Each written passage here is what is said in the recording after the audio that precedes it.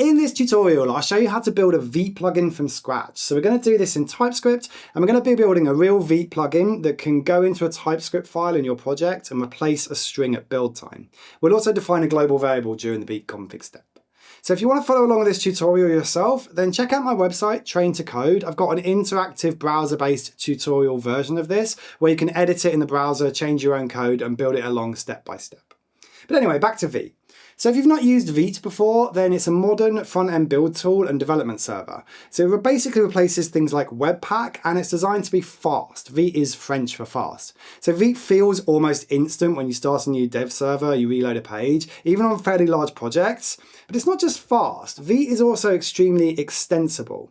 There's a huge number of Vite plugins that are available to use that have been built either by Vite team or by the community. So things like the official React plugin, the Vue plugin, plugins for legacy browser support, environment variables, SVG imports. There's all kinds of useful Vite plugins that have been made for it that really let you tailor Vite to your specific project. So all of these plugins work by hooking into Vite's build pipeline and their development, the build cycle.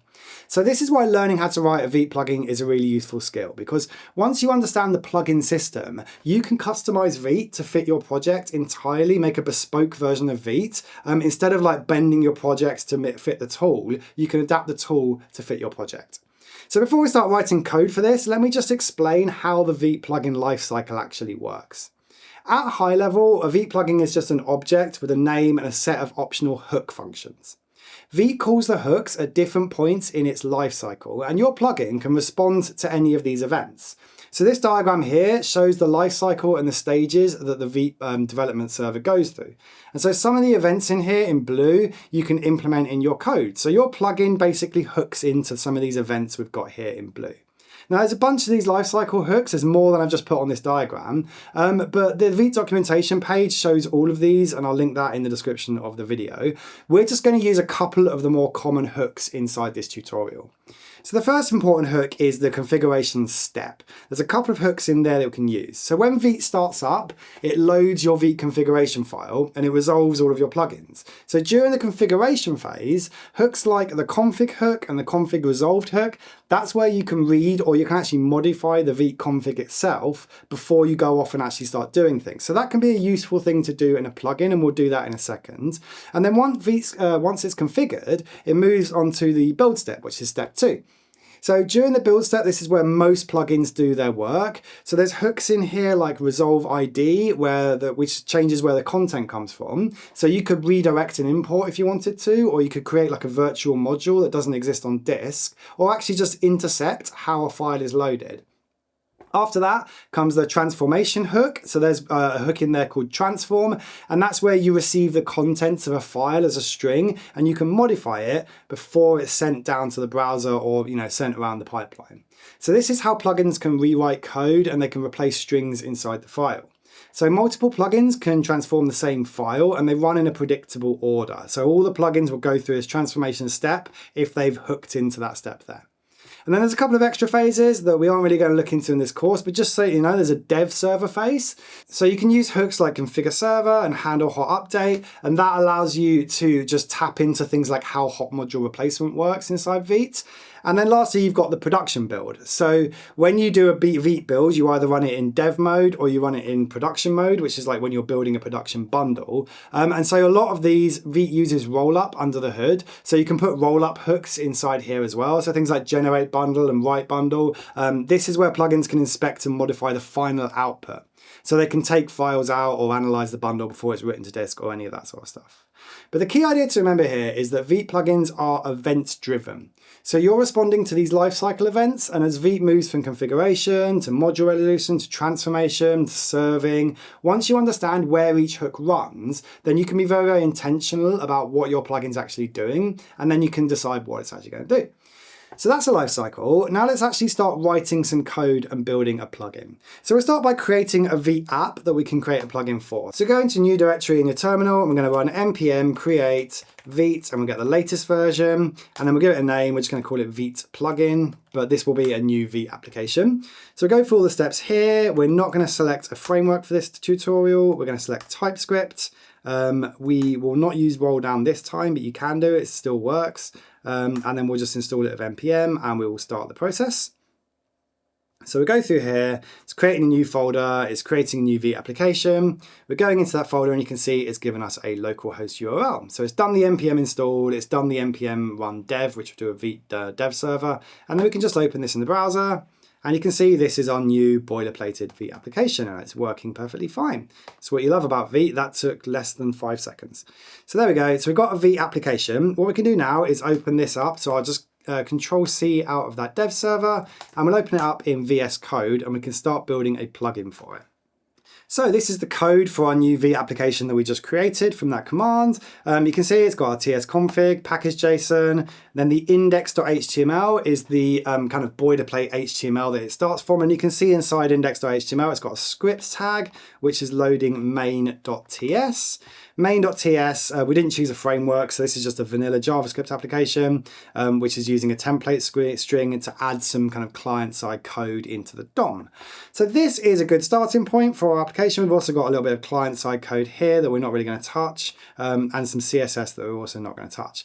So what we're going to do in our Vite plugin is we're going to modify the contents of this main.ts TypeScript file. So what we can do is we can change maybe the title here. If I go back to the web page that was rendered, it shows Vite plus TypeScript. So what if we wanted to create a Vite plugin that would look for this text and just modify it in the final Vite development bundle? So we're going to create a Vite plugin that can modify the h1 tag on this page dynamically from the plugin without us having to change that. So if we just modify this template string that gets added in there and delete that h1 tag out, and I'm going to create an h1 tag that has a special magic string in it. So I'll create a magic string called from plugin with 2 underscores out at the start. This is fairly arbitrary, but this will be the string that our plugin looks for, and it'll be able to replace this string in the output TypeScript file. I'm also going to create another h2 under here that's going to have a variable that exists at runtime. So I'm going to have another variable in here called custom Vite mode, and our plugin's going to set this variable. This will just be a global variable inside the application, and we actually probably need to declare that somewhere. So I've created a new file here called env.d.ts, and we'll just say declare constant custom Vite mode boolean. So basically our plugin is going to declare this custom mode Vite mode to true or false, and then it's also going to replace this string here. So in terms of actually creating the plugin, all you need to do is create a new file in here called my plugin, or call it anything you like, and we're just going to create a new .ts TypeScript file, and this is going to be our Vite plugin. Now I've added a couple of imports at the top here. I've imported configure env, plugin option, a few types basically from the Vite package. And a plugin is basically just a function in TypeScript. So I create a new function in here. It can be called anything you like, but I'm going to call this my plugin. And this function is going to return an object, and this object is our Vite plugin. So the object will have a name property, and that's how you want it to show up inside Vite. So if you're debugging it, this will be the name of your plugin. I'm going to call it my plugin. And then it's also going to have some lifecycle hooks. So the first hook that we're going to tap into is going to be called build start. And so that's going to fire when the build process starts inside Vite. So if you remember back on our diagram, I'll open this up again here. You have all of these different lifestyle hooks here. When we do a production build, we're going to get this build start hook running here. So we can handle that. And all you need to do to handle it is to go and add that function name inside here. So we'll create a function called build start, and that's just going to log something to the console. We'll just say we're using my plugin. Brilliant. So when we do a production build of our application, we'll get an extra console log in our Vite logs, basically. Let's also add a hook for config. So when Vite first starts up, we want to modify the Vite config. And this is where we can add our special variable in. So inside main.ts, we've got this custom Vite mode variable that doesn't exist. Nothing is setting this at the minute. We've declared it in TypeScript, so it doesn't fail the TypeScript build, but nothing's setting that. So what we can do inside here is we can have a config hook, and that will take in an instance of user config from Vite. And we're going to pull out the command that was used to run Vite. So we'll say env.command, otherwise serve. So if we're doing Vite in build mode or serve mode, so if Vite is running in development mode, this will say serve. If it's running in production build mode, then that will say, I think, build. So we'll take that command and we'll put that command inside a variable. So we'll say Vite is running in this mode, and then return. And what we want to do is we'll return a new object from this config array. the config function, that is basically a copy of the one that was passed in. So we'll copy everything from that user config into the output, but we will change, there's a property on here called define. What we're going to do is we're going to return a new field inside define, and that's where we set our variable. So a variable called custom config mode, we'll stringify the command and we'll make it uppercase just so we can tell it was definitely from us. So this JSON stringify, basically it needs to be JSON. So our string will end up with double quotes around it, which is exactly what Vite wants. And what this is basically doing is it's defining a new variable that anything else in the Vite process can access. So any other plugin or our plugin later on, or indeed the code, can access this variable that we're declaring at runtime inside Vite. So we're creating this variable called custom Vite mode, and we'll set that to whatever the command is. So hopefully the output of this will be wherever custom Vite mode is used, so here inside the code, if we're running it in production mode, that will say Vite mode build, I think. If we're running it in dev server mode, that will say Vite mode serve. So that's going to happen during the config hook. We can also add another hook in here called transform, and the transform hook is going to actually change the variable, the value of a file. So when you're running Vite in dev mode like this, what's happening is the actual TypeScript files for your application are being pulled down from your development server. So Vite isn't pulling a bundle down like Webpack or something might. Vite is pulling down the individual TypeScript files or JavaScript versions of them, and then it's using those individually in the front end. So what we can do inside our plugin is when Vite goes off and requests, if I look in element here, you can see it's requesting main.ts. When Vite goes off and requests main.ts, we can intercept that and we can modify the contents of vite.ts if we want to. So do that by creating this transform function that's going to take in the code, so that's the text of the file, and the ID will be the name of the file. And what we need to do is work out if the file that we're about to transform is the one that we want. So we're only going to modify main.ts. There are a bunch of other files that come back through Vite. It's going to send the CSS file, it's going to send the HTML file, all that sort of stuff. So we're going to say only if it's the main.ts. Now this file name might have a question mark and then some query string parameters. So I'm just going to strip those off and call that clean, which is basically that but without the query string parameters. And we'll say if clean ends with main.ts, then we're going to transform the contents of it. So we'll say return the code will be whatever the code was before, and then we'll do a string replace. So code.replace from plugin, which was our magic string. So from plugin, this is a magic string that appears in this main.ts here. So we're going to replace this string in the result with something. We'll just say hello from plugin. We're also going to say we're not going to turn a source map for it because it might break. And we'll return that as plugin options. So then just finish this out and finish out our plugin function. And this is going to be our Vite plugin for transforming that main.ts file. So it's just doing a string replacement here, but you can basically do anything if you want to here. You can just return completely new data from this. You can do string replacement. You can merge things together. You can do basically anything you like inside this transformation function. But just for demo purposes, we're going to be changing whatever this string is in here to the words hello plugin. So let's go and use our plugin inside Vite. So we don't have a vite.config yet. So create a new file called vite.config. This is going to be a TS file. And we're going to pull in define config from Vite. And we're also going to pull in our new my plugin from my plugin file. And so the default Vite config is just a constant called config. We'll call define config, and then we can add in any overrides in here. So the overrides we're going to be putting in is this plugins array. So you might have seen this before where you have React in here and you have Vue in here. We're going to add in the my plugin function. Remember, every Vite plugin is a function. So when we're doing plugins, we need to call that function, and it's a result of that function that gets put into there. And we just export that as default. And that's basically all we need to do. So now when we do an npm run vite dev, it will use this config here and it will call our function to build our plugin object, which will pass into Vite, and it'll all just start running. So let's head back over to the terminal and we can do npm run dev to start the Vite server again, visit that in a browser. And you can see now it says hello from plugin in here and the Vite mode is serve. So these two, if I just inspect the HTML for this, these two are actually embedded in the TypeScript that comes back. If I go into the network tab and refresh this so you can see the TypeScript, this main.ts that comes back has actually got hello from plugin in it. Now this hello from plugin text line here was not in our source code. Our source code just says this, it says h1 from plugin, but what we've done is we've replaced that in flight. So as Vite was serving this in development mode, it's replaced that magic string with hello from plugin. And so as far as the user's concerned, it's a new string now, it's a new file. So we've basically added this middleware, essentially, this transformation step into that Vite development pipeline when it's serving our file.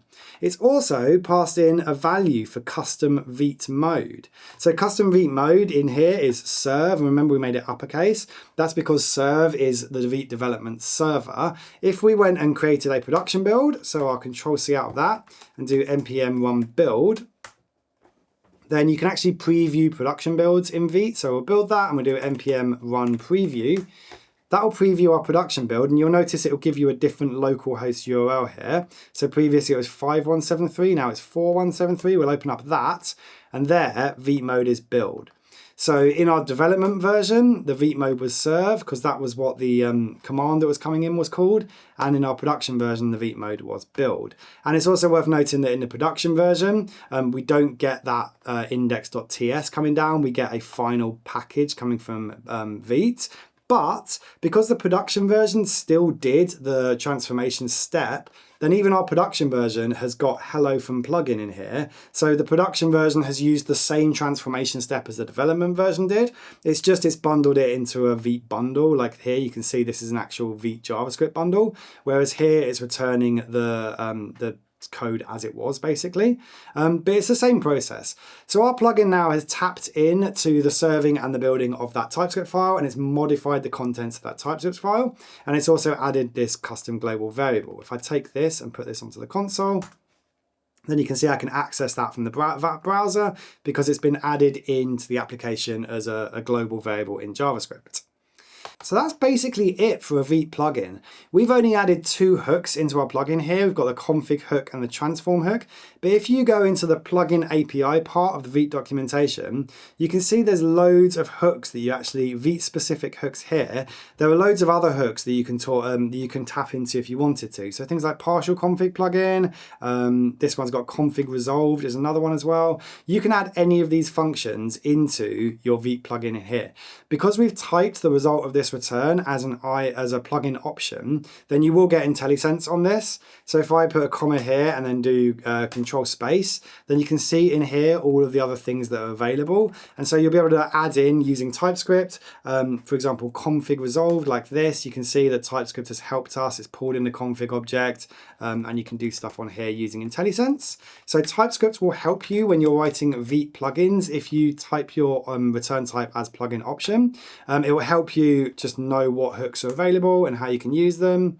So have a play around with this yourself, like build your own Vite plugins, particularly using transforms. So have a look at what you can do when you're reading the code from one of your files and serving it. Maybe you could do some stuff with CSS if you wanted to. Maybe you could change the ID and redirect it to read from a different file. There's all kinds of stuff you can do with Vite plugins. You can read from databases. You can kick off other processes if you want to. You can do all kinds of stuff. Maybe use a bit of AI.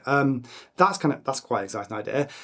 Really tailor Vite to your own project using this plugin ecosystem. And then if you built your plugin, you can share them on GitHub. There are plenty of GitHub plugins that have been built by the community for Vite, and they are usually just these functions like this. So you pull them down as an npm package and you'll bring them into your Vite config, and you can add that plugin in as well. So have fun building Vite plugins. I hope this has been helpful. Make sure you check out traintocode.com so you can see the interactive step-by-step version of this tutorial. And there's some more YouTube videos on my channel around TypeScript and Vite and other exciting things like that. So I'll see you next time.